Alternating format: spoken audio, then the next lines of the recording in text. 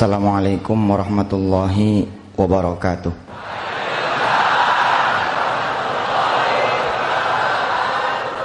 Allahumma salli wa sallim mubarik ala sayyidina Muhammad wa ala alihi walhamdulillahi rabbil alamin. Bapak Ibu yang dirahmati Allah, kalau kita lihat kita punya rumah, lantainya bocor. Lantainya bocor. Biasanya apa yang kita lakukan?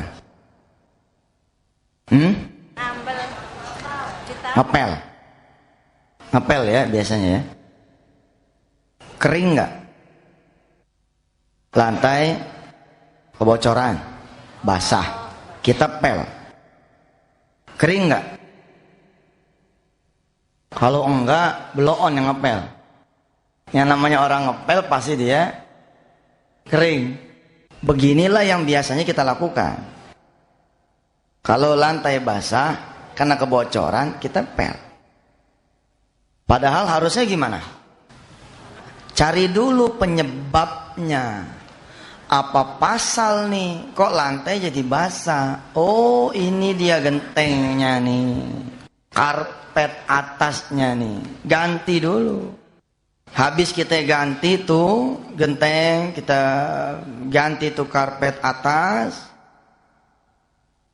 Kadang-kadang malah nggak perlu kita pel, dia kering sendiri.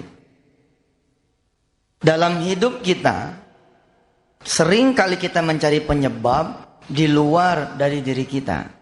Waktu kecil, kita didongengin kisah Abu Nawas yang mencari cincin, gitu ya.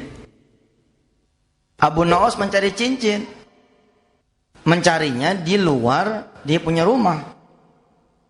Di halaman depan, halaman belakang, samping kanan, samping kiri, sehingga kemudian tetangga melihat membantu. Nggak ketemu cincin yang dimaksud. Lalu tetangga kemudian bertanya, Abu Nawas, emang hilangnya di mana sih nih cincin? Kata Abu Nawas, hilangnya di dalam rumah. Bagaimana sih kok hilang di dalam rumah? Nyarinya di luar rumah. Apa kata Abu Nawas? Begitulah kita. Sering nyarinya di luar dari diri kita. Contoh. Datang nih orang. Ustadz, adik saya kurang ajar betul Ustadz. Kenapa adiknya? Dia jadi lawan saya Ustadz di pengadilan.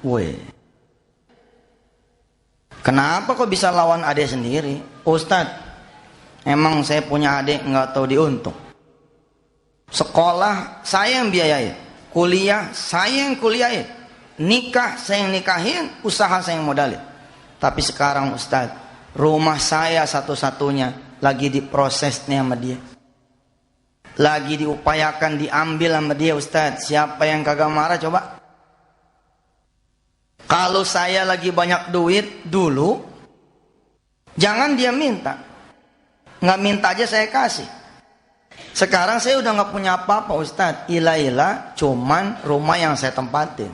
Maka saya akan berjuang sampai titik darah penghabisan walaupun dia adik kandung saya. Udah sampai di mana sekarang?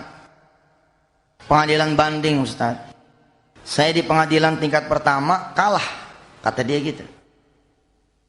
Di pengadilan tingkat pertama kalah.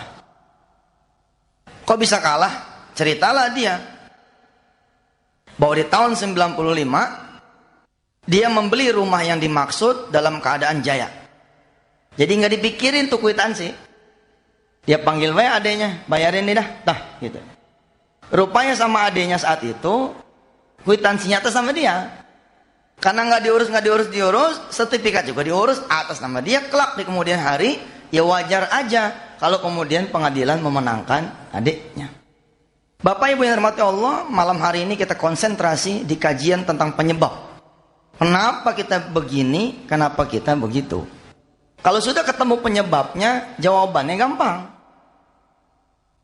Kalau sudah ketemu penyebabnya, jawabannya gampang. Yang repot kan, kita nggak tahu penyebabnya apa. Kembali kepada si ayat tersebut, kita berdehem dah. Begitu. Iya Ustaz, makanya Ustaz, tolong saya minta wirid,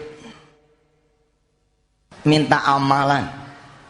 Emang kita hidup di pondok, bunyinya amalan terus, wirid mulu, apalagi pakai kain begini. Sekalinya saya pakai celana, pakai ransel, tadi ada tuh di TV. Ada ya? Saya pernah mau ngasih training di Telkom Jogja. Training Pak, nggak main-main ngasih training nih. Financial Solution and Building Integrity. Temanya itu. Serem kan? Saya pakai celana, pakai ransel, set gitu. Masuk bandara ngelewatin detektor kan? Ditegur sama petugas. Mau kemana dek? Mau kuliah ya? Saya mesem aja. Tujuannya kemana? Saya nyaut, Jogja. Oh iya berarti mau kuliah nih kata. Begitu tas ngelewatin dalamnya tuh, kita pakai lagi kan? Ditepok pundak saya. Jangan nakal ya. Gue mau bilang gue Ustaz. Apalagi lah kita pakai kain begini, emang bunyinya amalan melulu sih. Amalan mulu, padahal amalan yang paling hebat nih pikiran. Mikir sedikit lebih hebat daripada kita zikir semalaman, insya Allah. Kalau yang ditanya Yusuf Mansur, kalau ditanya Ustadz Arifin, gue zikir lebih hebat. Si ayah ini kemudian minta amalan. Saya bilang begini, Pak, amalan mah gampang. Nomor 17 amalan mah. Kita cek dulu, bener nggak rumah ini rumah Bapak? Marah dia. Oh Ustaz nggak percaya. Oh ya percaya. Tadi belinya kapan? 95 Ustaz. Duitnya dari mana? Saya usaha konveksi Ustaz. Oh, maju usahanya? Maju. Kalau emang maju kemana sekarang? Ya nggak ada. Habis dia bilang. Dia bilang habis. Kesisaan rumah itu doang, kata si ayah ini.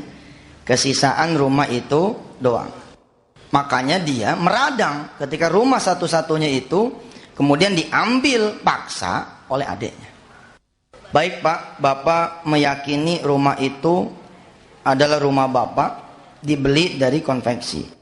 Boleh saya tanya lebih lanjut? Boleh Ustaz. Kita kan dokter nih, ya kan? Dokter masalah.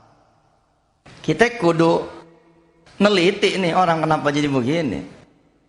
Mendiagnosis itu penting, mendiagnosa itu penting. Usaha konveksi mulai tahun berapa? Kira-kira kata dia tahun 85 Ustaz.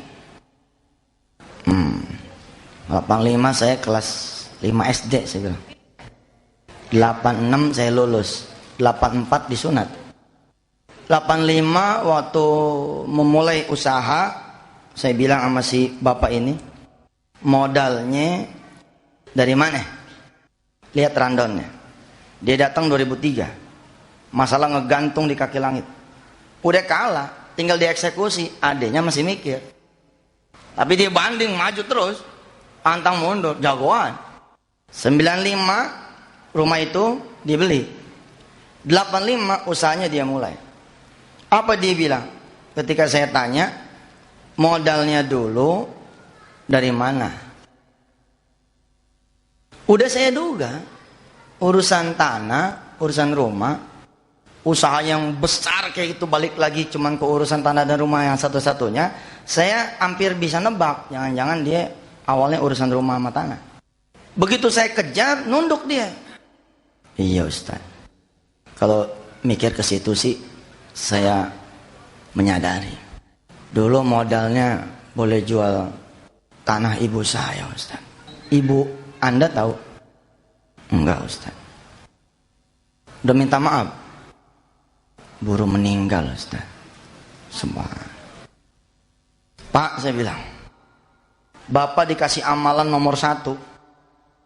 Kalau penyakit dikasih obat nomor 1. Ditangani sama kiai yang nomor 1. Kalau penyakit ditangani sama rumah sakit nomor 1. Nggak bakalan Bapak menang. Karena yang Bapak perjuangkan bukan hak Bapak. Percuma Pak. Mendingan saya suruh Bapak tobat. Ketahuan. Lebih baik diambil tuh. Habis rumah sama tanah yang tinggal itu. Sekalian. Supaya Bapak nanti meninggal. Kondisinya udah bersih.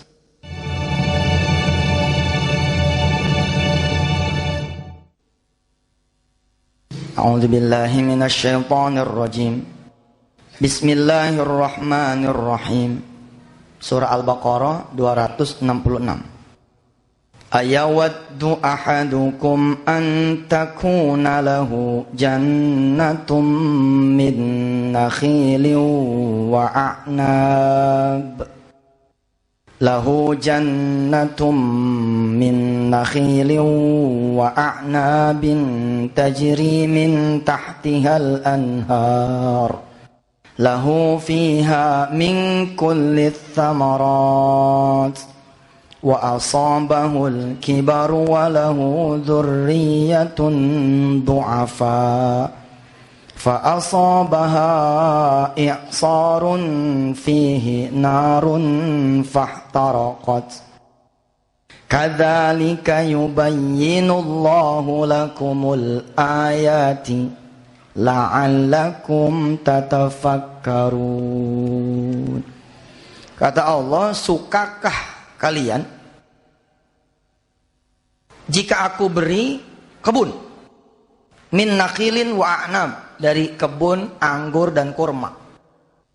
Kalau bahasa kita sekarang mah, seneng nggak dikasih usaha, dikasih kerjaan yang tajri min tahtihal anhar lahu fiha min kulli thamarat, yang berbuah ranum, bagus, usahanya menguntungkan, portofolionya mengagumkan orang, membuat orang ngiri akan kedudukan kita. Kalau kita lewat wanginya kayak apa tahu? Tapi yang tahu kan Allah. Saya duduk begini nih, katanya doang mulia, yang tahu siapa? Ya Allah. Ya, kita berdoa mudah-mudahan emang kita adalah seperti yang Allah kehendaki, jangan seperti yang kita pengenin. Ini bahaya. Terus ketika Allah nanya senang apa tidak, ada statement berikutnya, wa asabahul kibaru walahu dzurriyyatun du'afa. Tapi begitu masuk usia tua, mulai masalah datang nih. Dia memiliki keturunan yang lemah. Fa asabaha i'sarun fihi narun fahtaraqat. Kemudian datang api, yang sekali datang fahtaraqat, kebun itu jadi hancur. Mirip nih kejadiannya kayak si ayah ini. Tumbuh, tiba-tiba kemudian ngedrop. Kita menyalahkan 97 Ustaz, krisis di mana-mana. 98 kerusuhan Ustaz, game. Tidak terkecuali saya. Benarkah? Ustadz, gara-gara saya ketemu sama dia, aduh Ustadz, sial banget, hancur. Bener nggak gara-gara dia? Jangan-jangan dia cuma tokoh doang gitu loh. Ada tidak ada dia, emang hancur kita. Terus saya tinggal di mana Ustadz? Udah la haula wala quwata dah. Jangan dipikirin.